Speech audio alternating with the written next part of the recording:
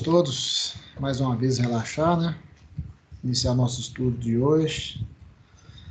E agradecer ao Mestre Jesus por essa oportunidade do trabalho, de conhecimento, e que todos nós possamos absorver aqui ao máximo e, como sempre digo, né, colocar em prática esses ensinamentos. Pai nosso que estais nos céus, santificado seja o vosso nome, venha a nós o vosso reino, seja feita a vossa vontade, assim na terra como nos céus. O pão nosso de cada dia nos dai hoje, perdoai as nossas ofensas, assim como nós perdoamos a quem nos tem ofendido. Não nos deixeis cair em tentação, mas livrai de todos os males. Que assim seja. Vamos lá, Bel. Então, vamos lá. Antes de Bel começar, olha que interessante. Esse livro, Mecanismo da Mediunidade, ele aparentemente é difícil. Aparentemente ele é difícil. Mas eu vou falar um negócio para vocês. Existem aqui algumas coisas que nós já aprendemos aqui, que inclusive ele é repetitivo. Você pega, por exemplo, a questão de hipnose, a questão da eletricidade, o eletromagnetismo, o magnetismo, tudo isso que nós estamos aprendendo aqui, gente, todo médium precisa de fazer uso dessas energias. Eu tenho certeza que todos aqueles que estão permanecendo no estudo estão aproveitando muito mais e, inclusive, aprendendo a usar o pensamento, que é uma usina. Só para a gente pensar. Até só uma observação, Vicente. Acho que eu já até falei isso aqui também, que se eu estivesse estudando esse livro sozinha, eu acho que eu não ia conseguir aprender, assim, quase nada. Assim, acho que a gente, na verdade, por mais que a gente estude, né, às vezes estudando sozinho, tem coisa que a gente não, pelo menos eu, na minha condição, não consigo assimilar, não.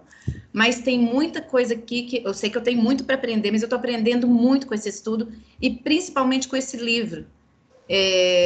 Que eu, na minha condição, eu acho que é um livro, às vezes, até difícil de estudar sozinho, mas já está começando a ficar mais fácil, né? Para você ver, assim, como que a gente estudando, ele está ficando mais fácil, a gente já começa a assimilar melhor as coisas. Eu acho que eu tenho que depois voltar a estudar ele de novo, mas, nossa, eu acho que é uma oportunidade tanto que o pessoal tá perdendo mesmo, porque acho que a gente aprende muito, muito, né? E acho que é aprendizado para a vida mesmo. Olha para você ver, todas as coisas permitidas por Deus que são mais difíceis são as que mais nós crescemos, a começar pelo casamento.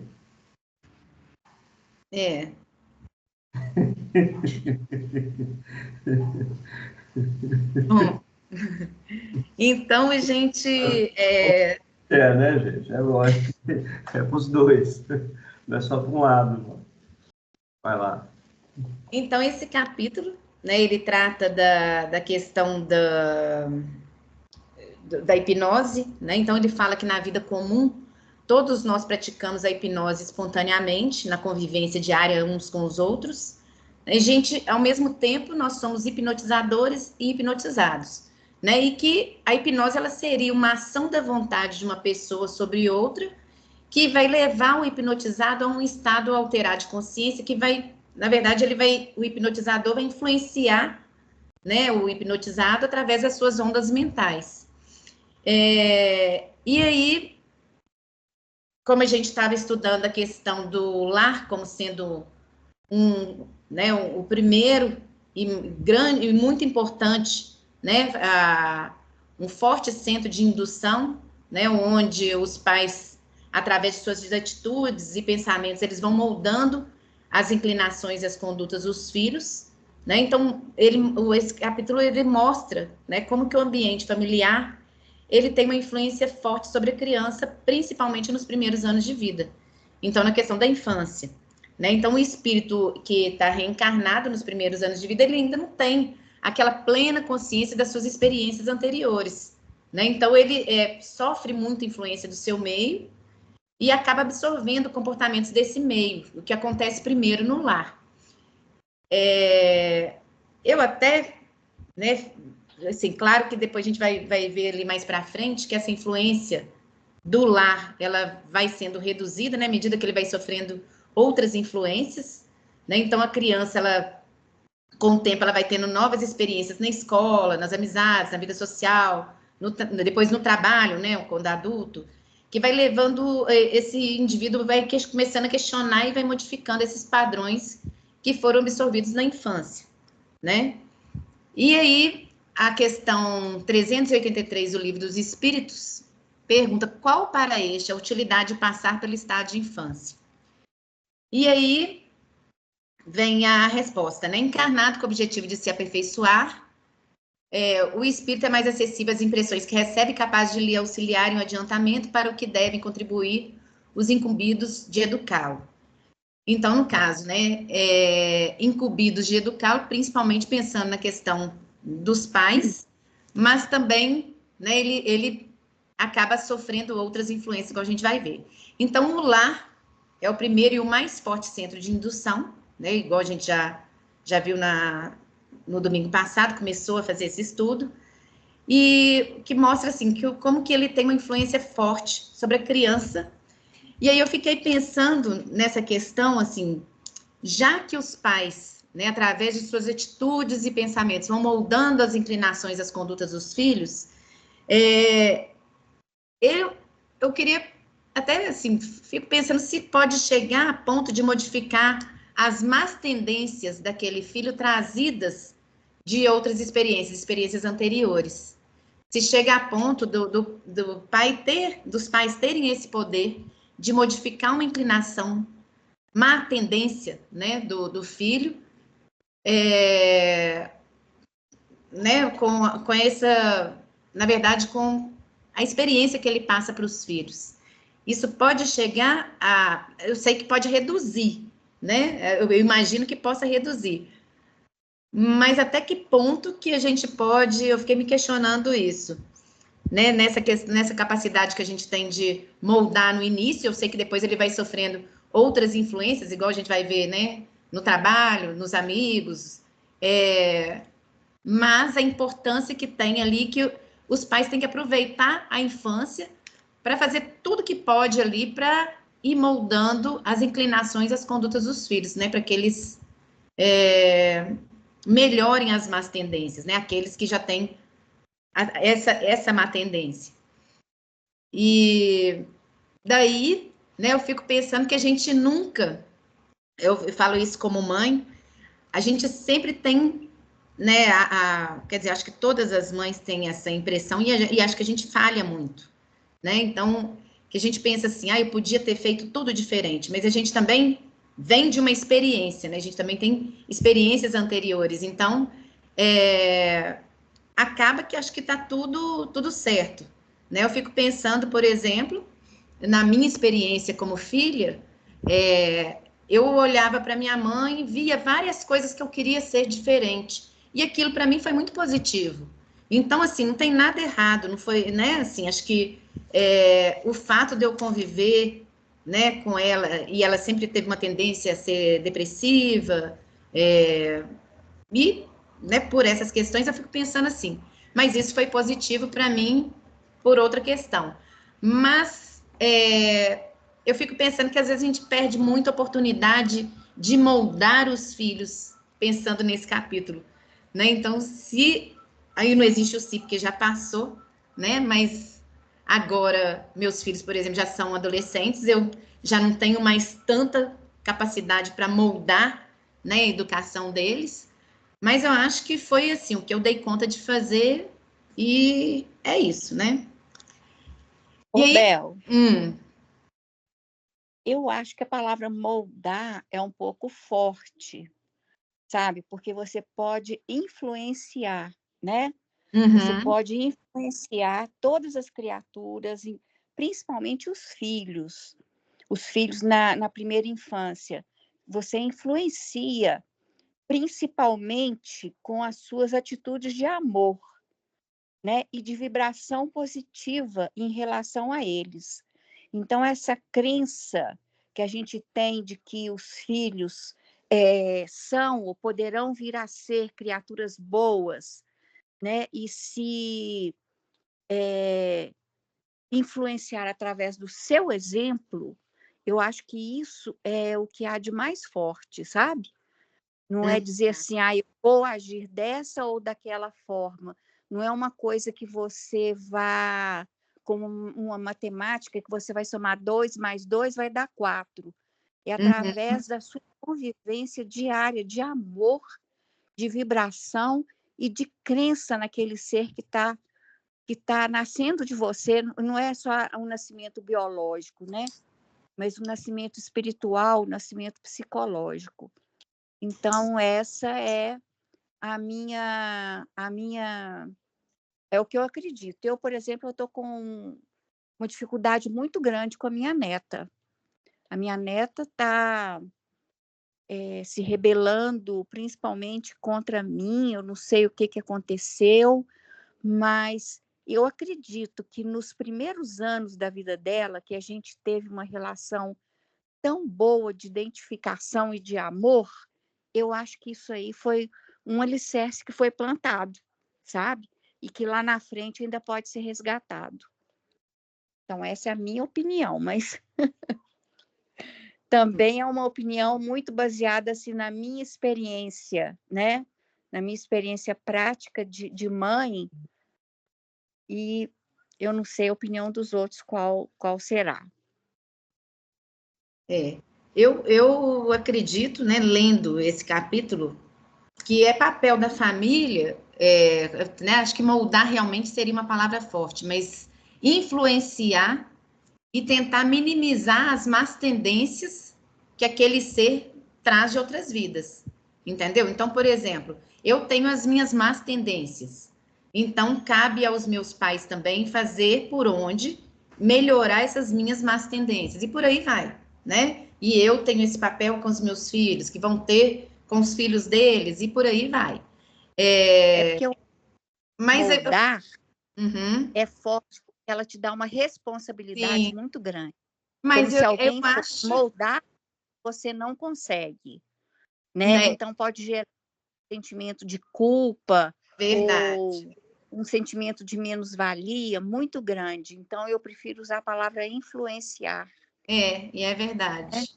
E até porque também a gente não pode esquecer o seguinte: cada espírito é uma individualidade à parte. O problema do é meu é humano. É o meu marido, é o meu filho. Aliás, isso é tudo humano, porque a gente ainda tem a ideia, é uma ideia de propriedade, meu. Ou seja, ninguém pode me tirar. Esse troço é um troço que a gente viciou com isso, e isso tem peso. As palavras têm peso, né? Então, assim, eu observo que os filhos, eles têm todas as fases. Tudo que você fizer durante principalmente quando os espíritos estão ainda numa encarnação nova, em seus primeiros anos de vida, tudo que você fizer vai estar gravado para manifestação futura. O problema é que nós somos imediatistas. Nós esquecemos o seguinte: nós estamos lidando com espíritos milenares, a gente plantou durante aí 7 anos e a gente já quer colher no 8º ano. Gente, eu conheço um monte de gente aí que já com 60, 70, 80 anos e que ainda continua adolescente, não saiu da adolescência. Então, assim, é um troço que a gente não pode esquecer, e nós falamos muito isso: antes dos filhos serem nossos filhos, eles já eram filhos de Deus. Então, quando nós os recebemos na Terra, na condição humana, como nossos filhos, nós vamos dar para eles a base de que eles precisam, mas essas sementes, elas só vão manifestar depois, porque eles vão passar por várias fases, como nós passamos. Vamos lembrar quando nós éramos crianças, vamos lembrar quando nós fomos adolescentes, vamos lembrar quando nós crescemos, e vamos lembrar dos dias de hoje. A nossa visão é completamente diferente da que eu tinha lá com os meus 17 anos. Então, tudo mudou. Agora, muitas coisas que meus pais me ensinaram naquela época e que eu achava que meus pais estavam por fora, hoje eu vejo que os meus pais estão, na atualidade. Quando eu lembro do meu pai e minha mãe, Eu lembro que eles estão atualizadíssimos para mim nos dias de hoje. Então, o que tem de errado? Então, na realidade, a família, cada um de nós é um diamante. E todos que compõem a família, pai, mãe, irmãos, amigos, são auxiliares para que esse diamante se manifeste. Bom, eu penso assim, né? E, enfim, é igual eu falei lá na sexta-feira sobre Deus. Por que a gente ainda tem uma ideia de Deus, né? Uma ideia extremamente religiosa, extremamente humana, sabe? Porque se você parar para pensar, olha bem, nós não temos a medicina. Qual que é a função da medicina na Terra? É auxiliar os homens em seus sofrimentos, beleza? Então, olha para você ver.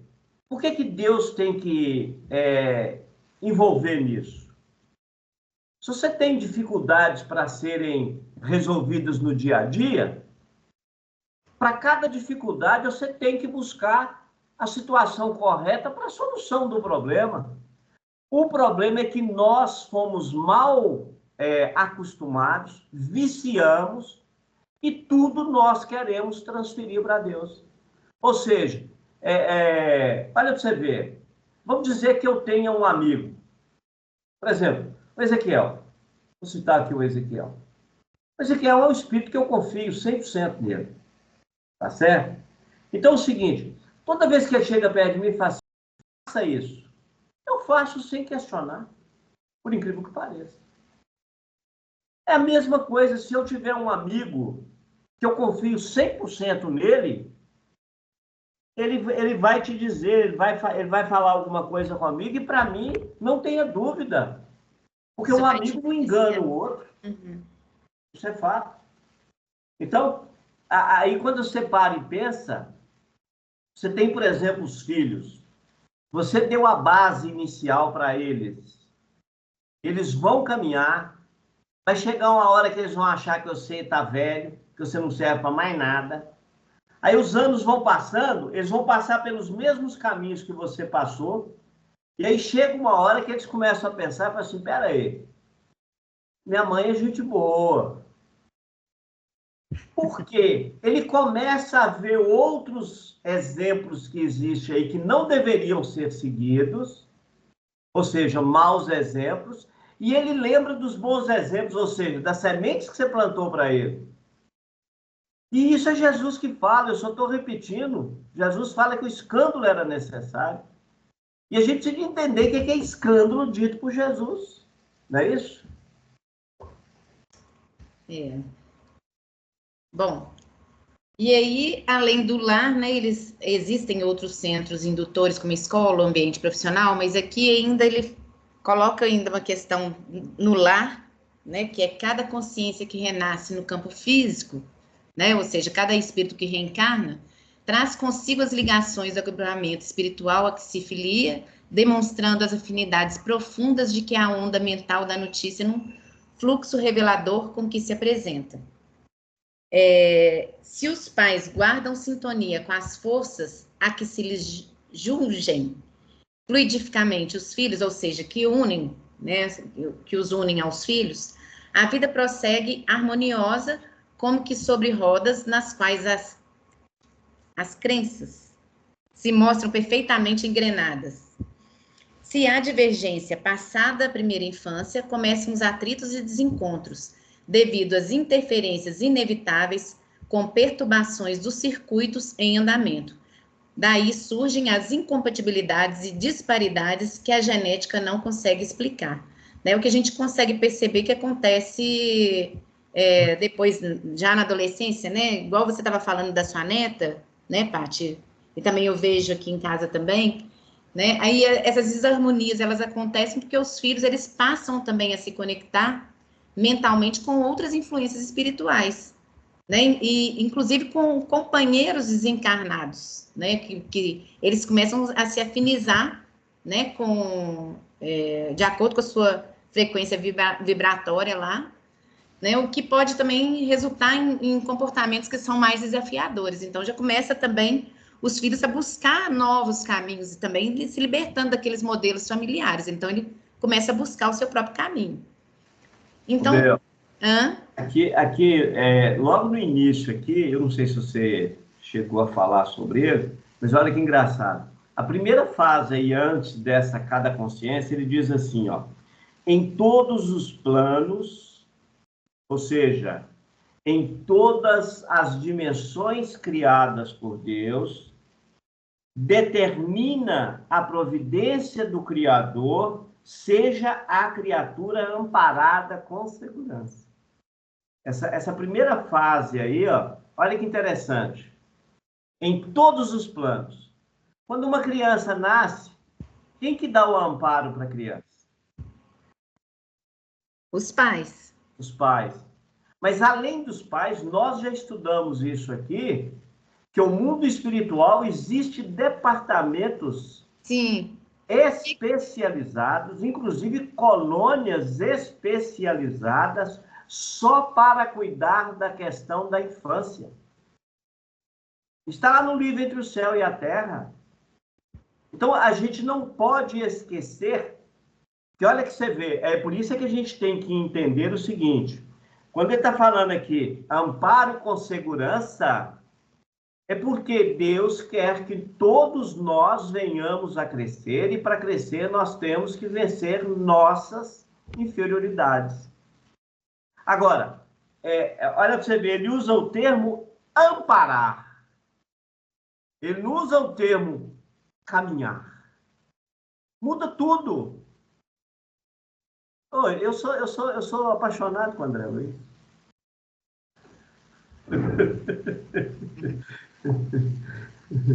É a minha segunda paixão. A minha primeira paixão é minha motosserra. Que resolve quase todos os meus problemas. Eu estou falando de paixão, viu, gente? Meu primeiro amor é a Estela, é claro, né? Mas eu estou falando de paixão. Agora eu peguei... A Estela fosse a motosserra.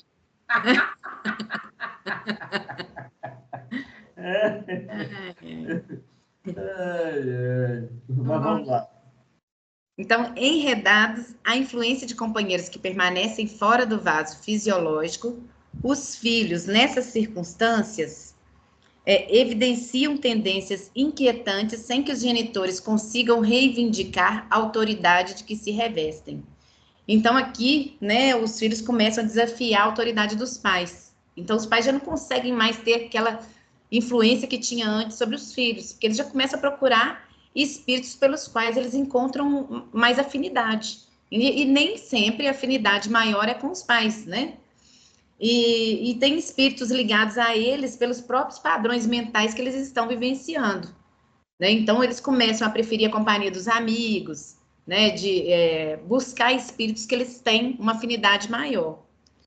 E aí, né, a gente vê, assim, né, nessa fase, que eles começam a desafiar a autoridade dos pais, principalmente, assim, a adolescência, é justamente a fase, né, igual o Vicente falou assim, aí os pais já quase que não prestam para mais nada, né? Então, e os amigos que são legais, os amigos que são, que sabem que são interessantes, né? Então, acaba que eles começam, né, a buscar o próprio caminho deles.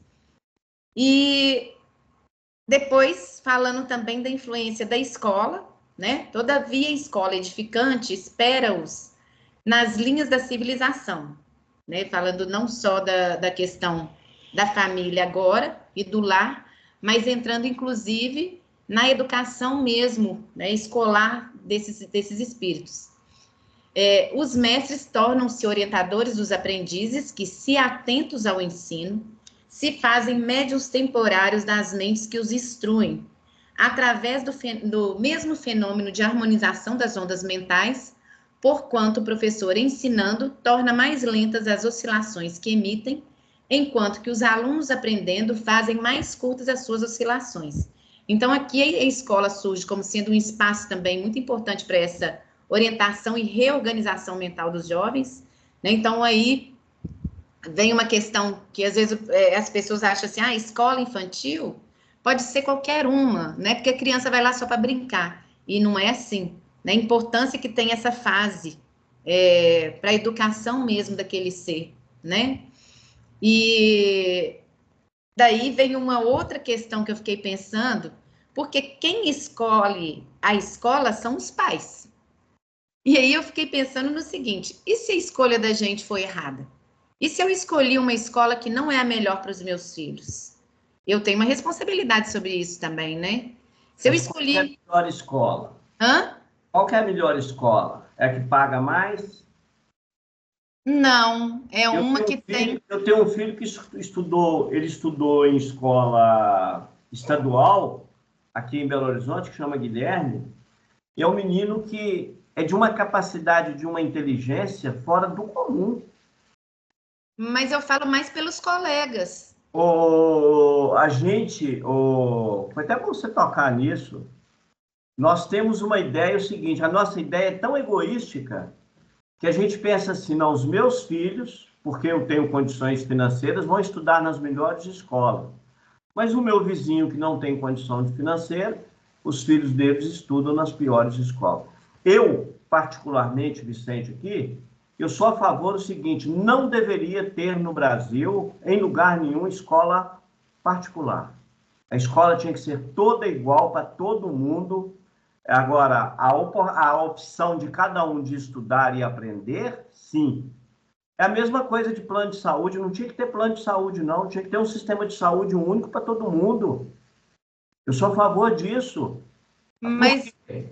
Porque isso, com toda sinceridade, para mim, na minha convicção como espírita que eu sou, é imoral. Aqueles que têm condições, então eles vão para Harvard, né? Harvard. Aqueles que não têm, fica só por aqui mesmo. Então, é o seguinte, é por isso que nós espíritas temos que pensar e agirmos diferente. Nós somos todos irmãos. A palavra irmão, ela tem um peso violento. E por quê? Olha para você ver, quando eu penso assim, eu faço pelos meus filhos. Eu tenho um conhecido da minha cidade que veio aqui para Belo Horizonte, um cara esforçado, trabalhou muito e tal.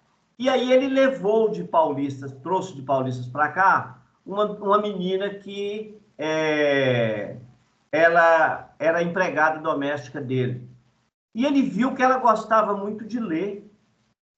E ele virou para ela e falou assim, não, você vai estudar, eu vou pagar seus estudos, você vai estudar. Aí ela estudou, primeiro na escola estadual, estudou, fez o segundo grau, depois ela fez faculdade e ele pagou para ela. Hoje ela é uma excelente profissional. Mas olha que interessante, olha o que ele fez. Ele fez aquilo que ele fez para os filhos dele. Ele deu uma oportunidade. Será que nós fazemos isso? São poucas pessoas que fazem isso. Então é o seguinte, é por isso que, quando a gente fala de mestres, de professores, o que está acontecendo hoje? A grande maioria dos pais estão transferindo a responsabilidade de educar os filhos para os professores. Agora, será que os professores estão aptos a educar os filhos? Pois é. Aí, Vicente, eu falo até nem na questão assim, o melhor escola, aquela que é mais cara, não é pensando nisso, não. Mas, por exemplo, a responsabilidade é muito grande para você escolher, então, quem é o professor, quem que vai ser o professor do seu filho? Então, assim, com quem que ele vai conviver mais do que o ensino, porque o ensino, eu acho que a pessoa pode acabar assim, eu consigo aprender. Quantas pessoas aí você vê que não consegue ser um médico brilhante, estudou a vida inteira numa escola pública e vai muito melhor do que um que teve muito mais oportunidade, né? Mas... Bel, você me perdoa. De vez em quando eu tenho passado aí em profissionais da área médica, eu tô chegando à conclusão que a Ezequiel está certíssimo. Os caras não sabem nada, por incrível que pareça. E dá até medo. Remédio. Eles estão sabendo só dar remédio e nada mais. Agora, olha para você ver, você vai no médico, você chega no médico ali, ele pergunta o que, que você está sentindo. Ah, eu estou sentindo isso assim, assim. Daí a pouco ele te dá uma receita para você tomar um remédio. Ou seja, os profissionais da área médica, eles não querem conhecer você, não. Eles não querem saber como é que é a sua vida, não. Agora, a gente fala assim, são excelentes profissionais. Excelente profissional é aquele que monta uma clínica imensa, é aquele que monta uma clínica e ganha muito dinheiro, esse é que é o bom profissional? Bom, nos livros de André Luiz, o que eu estou vendo é o seguinte, 95%, eu acho que eu estou sendo até muito bonzinho, 95% ou 98% dos profissionais da área médica que chegam no mundo espiritual chegam falidos. 95% dos espíritos que vieram para a Terra para trabalhar na justiça, justiça envolvendo todos os setores, chegam falidos. Está lá nos livros mensageiros. Então, olha bem, por mais que você queira colocar seu filho na melhor escola, se ele não quiser aprender, e mesmo que ele estiver ali apenas para ele poder ter um diploma, não quer dizer que ele vai ser um bom profissional, não. Então, aquelas pessoas que valorizam mais aquilo que elas estão conquistando, né, que elas estão lutando, elas dão muito mais valor. Bom, agora, mais do que... Eu esteja errado. Eu fico pensando... Bel, tem alguém que levantou a mão aí. Quem levantou a mão? Célia Regina.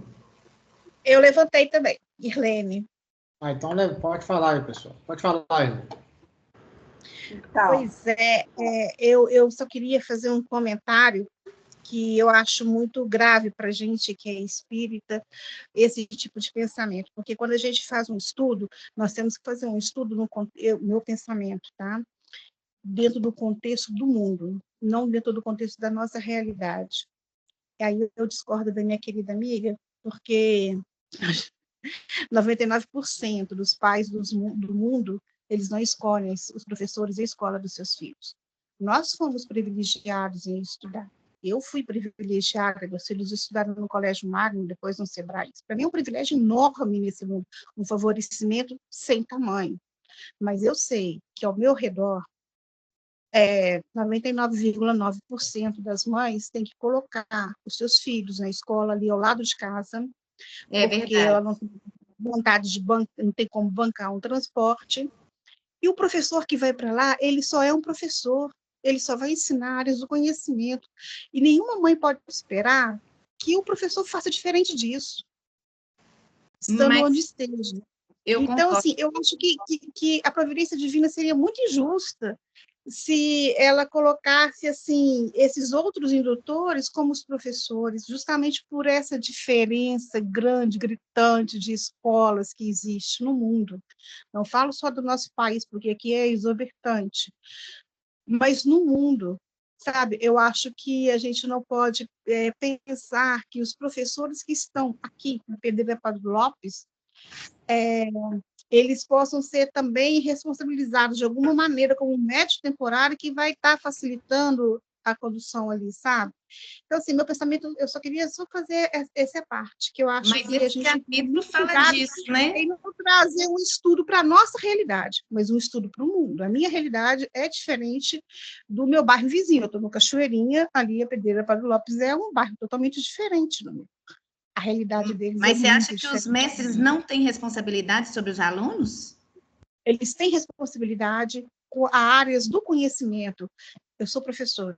Nós estudamos para isso, para ensinar aquele conteúdo que nós formamos, fizemos uma graduação para isso.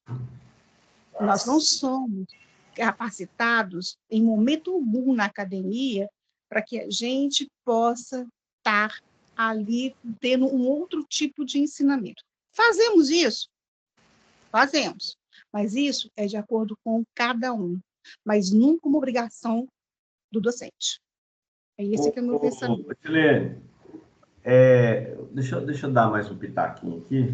É o seguinte,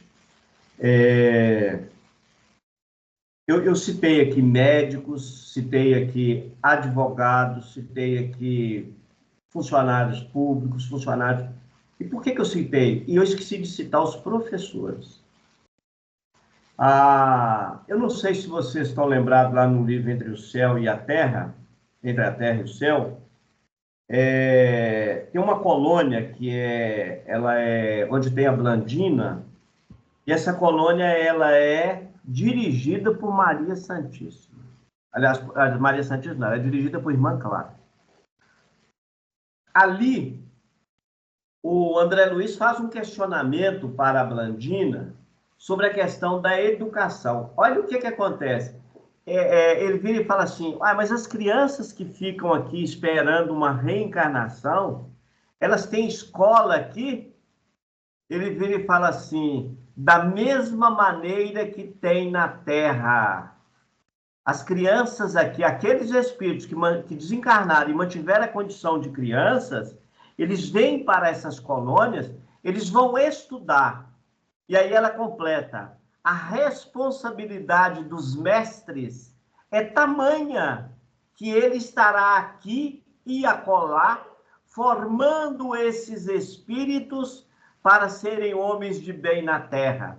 E nós que estamos aqui hoje nessa condição de professoras para esses alunos, isso lá na colônia, no futuro retornaremos para a Terra para dar sequência ao trabalho que um dia nós falimos dele. Está lá no livro Entre a Terra e o Céu.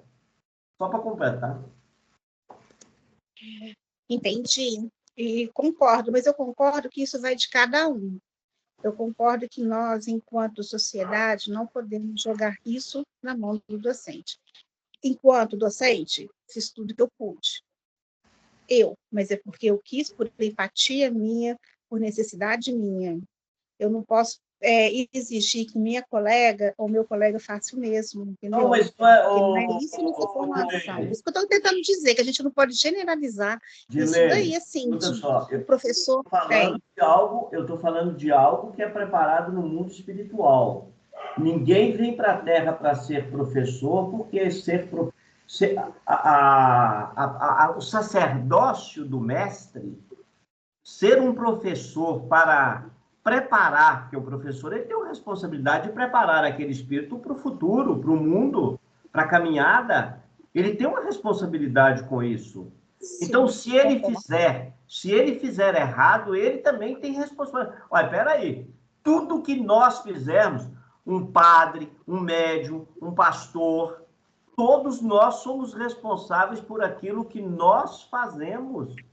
Não tenhamos dúvida disso. A gente sai do plano espiritual preparado para um exercício.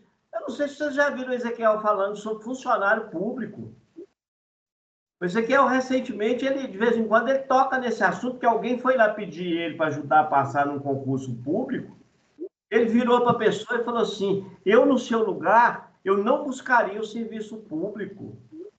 Eu buscaria... a criação, a Terra está precisando de mentes para criar. Não, mas eu quero uma segurança futura. Olha que você vê. Então, a gente tem o que pensar nisso. Agora, um professor é exigido? Claro que é. Agora, por quê? Por que tem mais professoras do que professores? Isso tem um sentido também. Porque senão o homem também podia engravidar. E, no entanto, por que Deus permitiu que a gravidez fique só para o sexo feminino? Isso tem uma razão de ser. Porque o sexo feminino, ele recebe tudo aquilo, todas as energias necessárias para o despertar do amor. E o ato de ser um mestre, o próprio nome diz, né? Ele tem uma função de direcionar. Então, isso vem do mundo espiritual. Desculpa eu estar falando muito aí. Oi, Irlene. Até essa colocação dos mestres tornam-se orientadores dos aprendizes, isso eu concordo, mas é até o que o André Luiz fala no livro, né? Então, da importância que tem, que da mesma maneira que os pais têm uma influência sobre os filhos na infância, que os mestres também têm influência sobre os aprendizes. Então, a questão, também sou professora, então eu fico vendo, assim, como que a gente tem uma responsabilidade maior de não só passar o conteúdo que a gente tem que passar, a gente precisa de ser mais do que isso. A gente não tem que só chegar ali, passar, transmitir, né?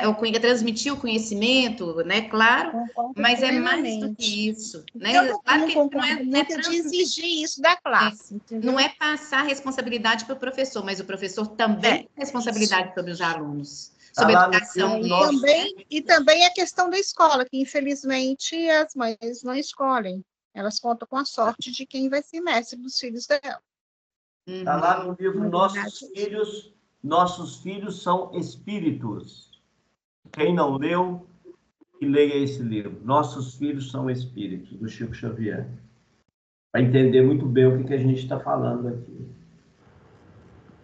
Célia queria falar, Célia? Eu queria. Eu acho que nós enveredamos para a questão política da educação no mundo e no Brasil, principalmente, né? Que não diz respeito ao livro. Mas eu acho que é uma questão também de conceito.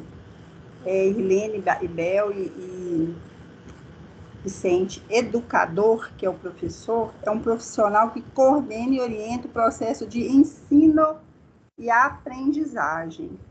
O educador é responsável por preparar os seus educandos para a vida em sociedade, incentivando-os a questionar, a ter senso crítico e a desenvolver o raciocínio lógico. Isso não é educação, é orientação. É um processo de aprendizagem de alguma coisa. A gente delega, o que a Irlene está querendo falar é o seguinte: a gente está delegando para os professores a responsabilidade de educar. Então, educar é outra questão, e aprendizado é outra questão. O professor tem o papel de ser educador na questão de moral, de bons princípios? Tem também, né? Porque ele é um exemplo, é o que está falando no capítulo. Ele é um indutor, ele é um exemplo. Muitos, principalmente na primeira série, os meninos mais novos, eles têm um mestre, que é o professor, né? Não é mestre, porque mestre é uma coisa muito mais ampla. Ele tem no professor como que fala? Algo que, tipo pai e mãe. Que né? guia, Quando a criança, pai e mãe, o primeiro educador é o pai e a mãe. É a família, né? Por isso que a gente nasce de um homem e de uma mulher. Senão a gente nasceria de cadeira. Porque quem educa é pai, mãe e os tutores, quem cuida da criança. O professor... Você me perdoa, mas eu tenho uma visão seguinte: o ato de educar não é só de pai e mãe, não. De toda pessoa. Olha, Vicente, o primeiro lugar que a criança fica é no lar, ela não fica... Pessoal, o ato de educar é tão amplo que lá no centro nós somos educadores, no trabalho nós somos educadores, nas ruas nós somos educadores. Então a gente precisa de entender melhor o sentido da palavra educar. Porque, olha para você ver, nós sofremos por quê? Porque somos deseducados. Isso é o que nós estamos aprendendo. A questão é o seguinte: você está trazendo um conceito humano.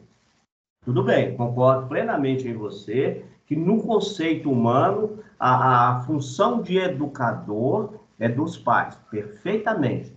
Só que nós estamos no estudo espírita. A gente não pode esquecer que nós somos espíritas, foi uma opção que nós fizemos. Então, na função de educadores, nós estamos a todo instante sendo motivo para tal. Tanto é que nós podemos, inclusive, deseducar. Basta observar o movimento espírita da atualidade, onde uma gama imensa de pessoas começam a fazer uma série de questionamentos, né, sobre o próprio Kardec, enfim, o que a gente vê aí nas redes sociais aí, você vê que as pessoas não estudaram, elas não estão se preparando para a vida. Ou então elas estão vivendo só a vida humana. Aí tudo bem. como diz, é de cada um, né? Mas a questão toda é essa. Olha para você ver, você vai lá no centro e faz uma palestra. Você tem lá 100 pessoas te ouvindo. O que você está levando para essas pessoas? Conhecimento. Se você levar um conhecimento errado, você está induzindo essas pessoas a erro. Você é responsável por aquilo que você falou. E até indo além disso, né, Vicente? Eu estou pensando que até mesmo nas nossas relações de amizade, às vezes as pessoas influenciam umas às outras. E se elas influenciam negativamente, né, pelo poder que tem, às vezes, ali de argumentação, elas acabam tendo uma responsabilidade também sobre isso, né? Perfeitamente. São responsáveis. Vicente, aqui, é assim, ó.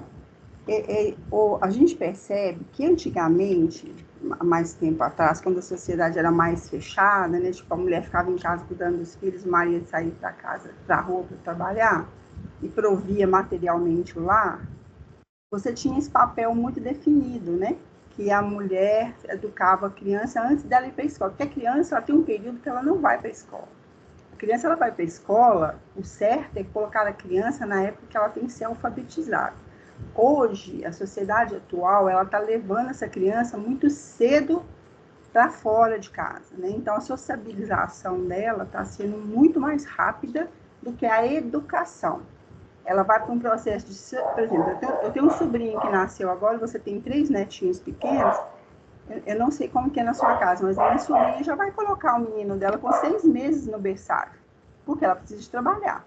Então, a gente tem que pensar o seguinte, qual é a nossa responsabilidade? Enquanto pessoas, não só enquanto mestres, professores, que vão pegar a criança na escola e vai ensinar a alfabetizar, vai ensinar matemática, essas coisas, que todos nós somos indutores de comportamento. Então, por exemplo, o primeiro indutor de comportamento é pai e mãe. Porque a criança, ela ouve o que você fala, mas ela faz o que você faz. Então, a gente tem que ter essa preocupação.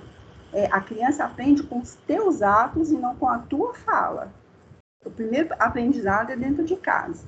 E quando ela vai se envolver com outros, uma sociedade maior, todas as pessoas que estão ao redor dela são indutoras de comportamento. E quando você chega na fase de adolescência, fica um pouquinho pior, porque o espírito se rebela. Porque até então ele está embotado. Então, toda a bagagem que ele tinha, com o que ele aprendeu até então com os pais, começa o conflito. Por isso que a gente tem a adolescência, que é o conflito do espírito velho com as informações do espírito novo. Então, é muito importante nosso comportamento enquanto sociedade, porque você influencia o tempo todo. Então, por exemplo, você é uma pessoa que induz. Eu sei que você é uma pessoa estudiosa. O espírito, quando ele sai do mundo espiritual e ele vem para a Terra, principalmente no corpo feminino, qual que é a função dele no corpo feminino? Gente, por que ele vem como espírito na postura feminina? Se você for olhar na questão psicológica, o homem tem uma estrutura e a mulher tem outra. É aprendizado. Escuta, não é isso que os espíritos falam, não. O espírito... Um dia o Ezequiel fez uma pergunta lá que até hoje nenhum espírita respondeu. Porque nascem mais espíritos em corpos femininos do que em corpos masculinos. Nós temos muito mais mulheres no mundo, no físico, do que no âmbito, do que os homens. Pelo que eu estudei, os espíritos que nascem em corpos femininos, todos eles têm função mais educadora. O espírito no corpo feminino ele tem muito mais capacidade de amar do que no corpo masculino. Muito mais. Por quê? Porque ele convive com energias diferenciadas através da maternidade. Então, quando uma mulher ela gera um filho e ela passa a ser mãe, ela não é mais mãe só do seu filho. Ela sente-se como mãe de todos os filhos de todas as mães. Então, assim, são conceitos. Mas o que eu aprendi nos estudos, o que eu aprendi com a espiritualidade é um pouco diferente. Eu não estou falando daquilo que a sociedade criou. A sociedade criou. Olha para você ver, você acabou de dizer aí que uma criança com 6 meses, ela já vai lá para uma creche, porque a mãe precisa de trabalhar. Tá bom? Indiretamente, ela vai conviver durante 6 ou 8 horas com a pessoa que está na creche. E aquela pessoa que está na creche é uma pessoa que vai, indiretamente ou diretamente, contribuir na educação daquela criança que já, com 6 meses, já está lá na creche. Com certeza. Perfeito? Então, não tenha dúvida de que aquela pessoa que toma conta da criança, ela passa a ser um educador da criança, mesmo sendo uma professora formada, de formação acadêmica.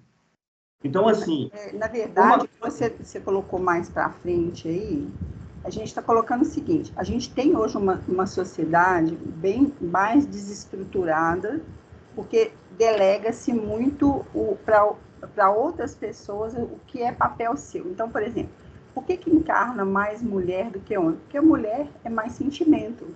Isso é correto. E se tivesse mais razão no mundo, o mundo ia ser mais difícil do que ele é hoje. Porque o homem é muito racional e a mulher é mais emocional.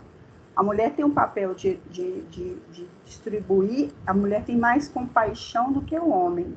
Não quer dizer que o homem não tem esse sentimento de compaixão, mas o homem é mais racional, né? A mulher é mais emocional.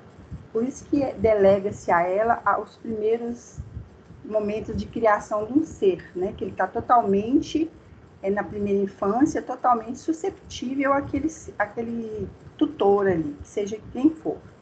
A questão que a gente está discutindo, que eu acho que é mais ampla ainda, é qual é o nosso papel enquanto indutores de pensamento e de comportamento na sociedade que a gente está inserido. Porque independente de onde você está, na sua casa, no seu trabalho, no centro que você frequenta, no lazer, no bate-papo com um amigo, você é indutor de pensamento, de atitudes. Aí é aquela questão de uma conta que você fala, né? Porque às vezes você está induzindo comportamento e se ele a gente fala assim, está envolvendo com a atitudes de escolha de uma pessoa. Né? Então, por exemplo, quando você fala uma coisa que você pensa, uma atitude, dar um conselho, é muito sério, porque você vai atuar no livre-arbítrio do outro e ele tem você como referência. Então, ser líder é muito complicado. A liderança não é qualquer coisa, não.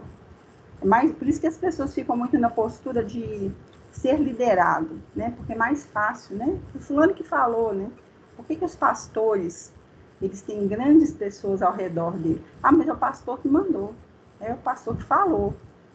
Então, você delega a responsabilidade do teu livre-arbítrio porque o pastor é que te orientou. Então, a gente tem que ter muito cuidado com a nossa atitude, independente se a gente é professor ou não. Porque a gente induz comportamento. Não só de criança, é de todo mundo que está convivendo conosco. Cego, vamos... Chegamos aqui às 19 horas, que nós temos que encerrar o nosso estudo de hoje. Essa discussão, acho que ela vai longe. Vou deixar ela para continuar na próxima semana. Mas só para fazer um fechamento aí, hoje, o que a gente, no início do nosso estudo hoje, a gente comentou uma coisa que eu acho interessante, que é a questão do autoconhecimento.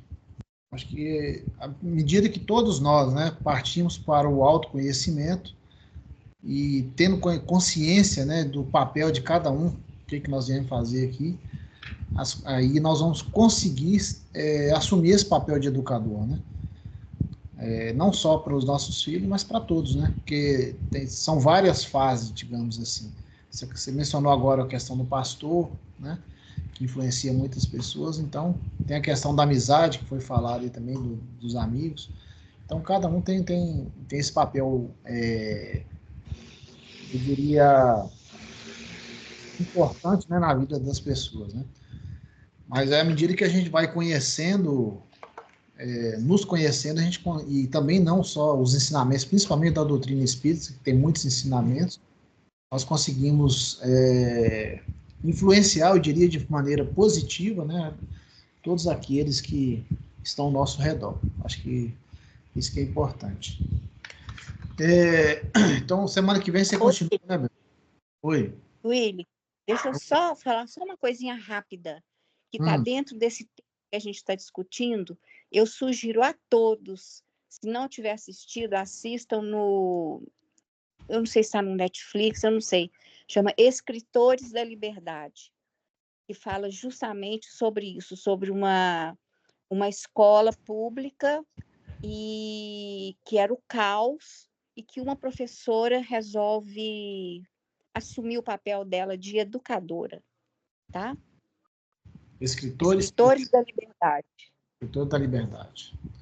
Isso. Ok. Aproveitando que você está falando, faz a oração final para nós. Eu? Sim. Ok. Antes de tudo, eu quero agradecer a oportunidade de estarmos mais uma vez aqui juntos, discutindo assuntos tão relevantes e assuntos que dizem respeito à evolução espiritual de cada um de nós. Eu assisti um filme também que chama O Conclave, que tem um discurso que um dos cardeais faz, que ele fala que o maior inimigo do homem é a certeza, né? Porque enquanto tem certeza, nada muda, fica tudo congelado. A dúvida é que suscita novas questões e gera um desacomodamento das nossas ideias, do que já está pré-estabelecido. Então, dito isso, eu queria agradecer realmente a oportunidade de estar aqui, agradecer ao amado Mestre Jesus, que nos conduz sempre, nos ampara e nos mostra o caminho, para que a gente tenha sabedoria de saber fazer as nossas escolhas. Então, eu gostaria de agradecer e fazer a oração. Pai nosso que estais no céu, santificado seja o vosso nome, seja feita a vossa vontade, assim na terra como no céu. O pão nosso de cada dia nos dai hoje, perdoai as nossas dívidas, assim como nós perdoamos a quem nos tem ofendido. E não os deixeis cair em tentação, mas livrai-nos de todo o mal, que assim seja. Amém. Que assim seja. Eu acho que já vai precisar escolher outra pessoa para semana que vem, porque tem pouca coisa agora. Ah, é? Será? Tem não, ainda tem muita coisa ainda. Será? Eu acho que já dá para entrar em outro estudo, hein? Não dá não. Ô, Vicente, mas a questão, acho que a pergunta que eu fiz foi o seguinte: quando a pessoa, porque a gente vai ver isso mais para frente também, se você tem mais oportunidade, você tem mais responsabilidade, não é? De certa maneira, se você tem mais conhecimento, você tem mais responsabilidade. Se você tem mais condições, você tem mais responsabilidade. Então, se você pode, por exemplo, na infância de um indivíduo, se você escolhe qualquer lugar para ele, e se ele começa a ter a convivência ali com seres que... Ou isso não é a gente que controla? Ele está ali porque ele tem que estar. O espírito tem suas tendências. Todo espírito, não adianta você querer controlar o caminho de um espírito. A responsabilidade não é dos pais pela escolha? O problema dos pais é quando os pais encaminham, quando os pais não dão exemplos. Observa, por exemplo, os filhos que são criados por empregadas. Porque tem muitos filhos que são criados por empregadas domésticas. Que sai a mãe, sai o pai para o serviço e a criança fica com a empregada doméstica. E ela passa a ser a tutora que fica com aquela criança o dia inteiro. A mãe traz presente de noite, o pai traz presente, traz alguma coisa para comer, para beber, dá um celular para o filho, pronto, acabou. A responsabilidade dele está sanada. Agora eu te pergunto, qual que é verdadeiramente a formação desse espírito? Foi o pai que formou ele? Não. O pai não formou ele, não. A mãe não formou ele, não. Quem formou ele foi a empregada doméstica. Então, assim, bom, Gente, vamos deixar claro aqui o seguinte, eu não sou dono da verdade. O que eu falo aqui é o que eu estou estudando. E eu não falo aqui, eu estou falando que eu estou num estudo. Eu gosto muito de Paulo de Tarso, porque Paulo de Tarso tinha o costume de dizer assim, o Senhor me disse. E aí depois ele falava assim, eu vos digo. Ou seja, quando o Paulo de Tarso falava eu vos digo, ele estava falando da opinião dele. É outra coisa. Então, muitas coisas do que eu falo aqui é o que eu estou estudando, tá certo? Agora, é o que eu estou estudando, é o que eu ouço dos espíritos. Agora, se eu estivesse falando por um grupo que não era espírita, o meu assunto talvez seria um pouco diferente. A minha colocação, as minhas palavras seriam diferentes. Por quê? Porque aquele grupo não estava apto a entender o que eu estaria falando ali, em razão da liberdade que nós temos na casa espírita. Então, muda tudo. Então, essa história, sabe, Isabel? É claro e evidente que uma escola boa, não vamos deixar isso de lado, não, gente. Uma escola boa, ela tem muito mais condições de oferecer informações para aquela criança, sem dúvida nenhuma. Ela é uma formadora de caráter, sim, sem dúvida nenhuma. Como também existem escolas aí que são, que a gente diz que são escolas estaduais, escolas municipais, onde os professores, eles se esforçam, eles lutam, eles ajudam os alunos. Eu conheço um monte de professor que eu tiro o chapéu para eles. São verdadeiros sacerdotes. Mas tem uns também que não querem saber de nada, como tem dentro das igrejas, como tem no centro, como tem no serviço, como tem no serviço público. Eu não generalizo nada. Mas a pessoa que sai do plano espiritual para a Terra, ele vem com funções definidas também. Aqui, ele tem opções. Ele vem com uma ficha de trabalho, vamos assim dizer. Mas a maior função de determinados espíritos que nascem em corpo feminino, vamos deixar claro, é a maternidade, é a educação. Isso é o que diz André Luiz. Eu só estou repetindo. Beleza?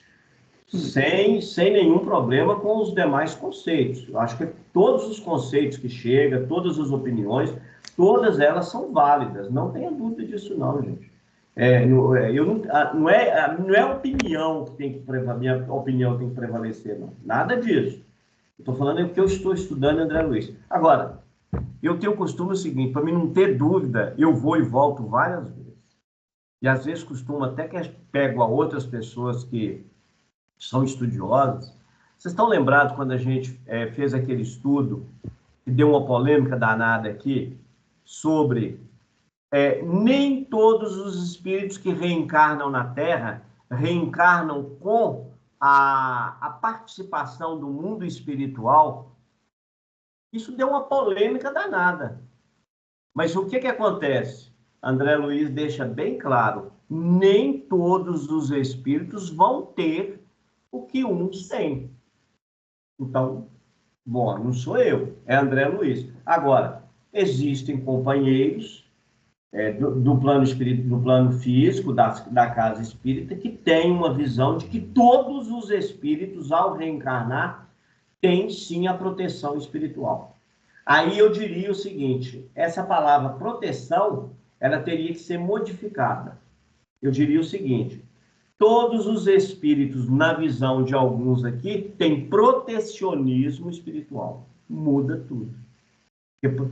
A proteção, conforme nós a entendemos aqui na Terra, ela é muito materializada, muito humanizada e ela é muito paternalista. Então, aí eu diria que Deus seria completamente injusto. Então, nós precisamos estudar para nós entender. Não é isso, gente? Vamos? É isso aí. É isso aí. Boa noite para todo mundo. Tchau, tchau. Boa semana. Boa semana. Boa semana. Boa noite, gente. Boa noite. Boa noite. Boa noite.